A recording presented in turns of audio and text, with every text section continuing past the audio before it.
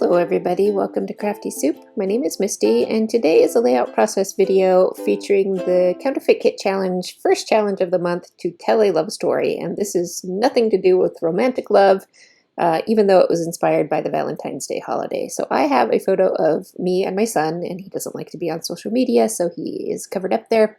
And I'm telling the story about our love for coffee and how when we make coffee, we always are sure to leave a bit of coffee. We have an espresso maker, so a shot of espresso for the next person.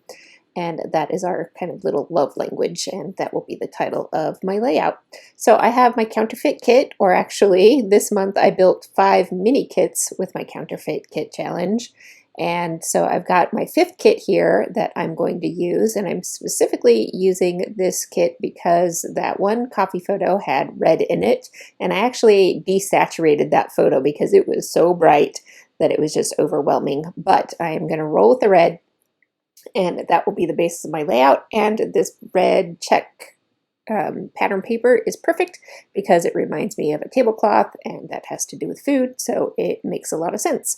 I am matting these photos. First of all, I printed these photos with templates that I created myself in Photoshop, and they are kind of Polaroid style photos.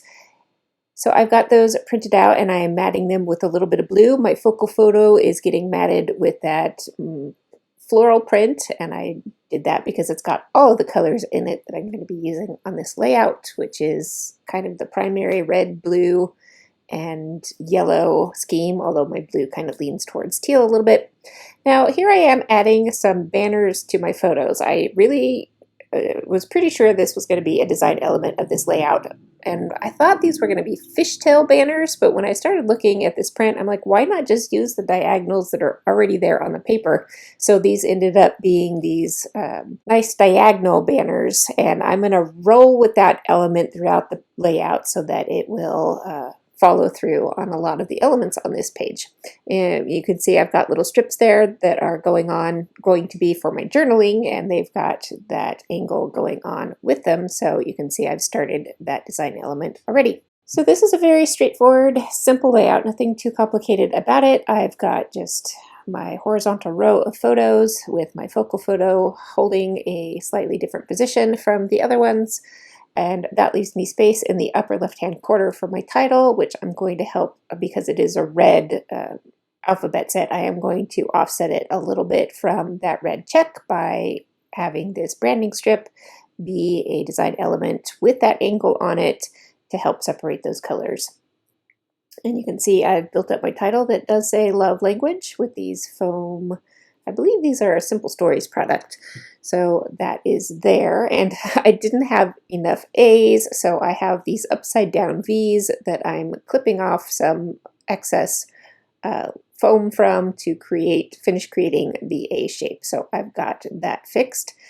And this is the point where I decide I am going to stick with those banners because I just wasn't sure if that's what I wanted. But in the end, I decide I like it and I'm going to go with it. And then I pull out my bit of embellishments here. I've got some flare badges, I've got some die cut journal spots that I'm going to spread around, and then I have these ticket elements that I created myself. And so between all of those pieces, I will get plenty of embellishing out of here. I am going to create a little embellishment cluster around each photo instead of my typical kind of visual triangle of embellishments. And instead, I've got more of this diagonal layout going on with my title up in the upper left, which has a lot of weight to it, and then I'm balancing that off in the lower right with my journaling and just a little bit of embellishing down there to help that diagonal flow to this layout. And I guess that kind of makes sense since I had so many angles going on with other elements of my layout that angle should be there as well. When I got to this point of the layout, I was realizing that the space next to the title felt a little empty and a little plain, so I'm going to add just a few more of those banner pieces in there and deciding which way those angles should go and carrying the colors from other elements on the layout up to that section as well.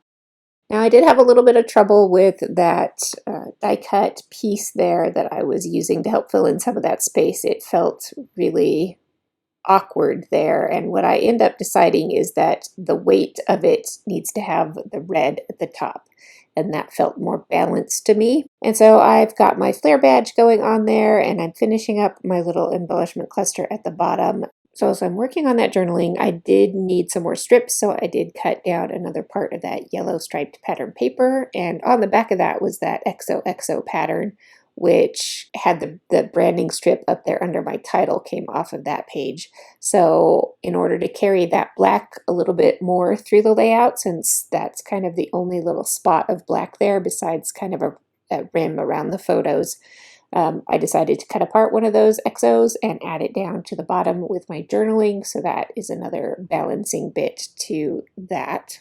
But it was a little bigger than I anticipated, so I just kind of pieced together, cut apart and repieced together my elements down there so that it would accommodate the size of that piece. One thing that was not included in my kit in this kit were enamel dots, and I am an enamel dot fan, as you can see by my little stack of dots there, and so I had to go pull some of those out. I don't mind doing that. Part of why I like having kits is that it limits my products, so I don't have to think so much about things.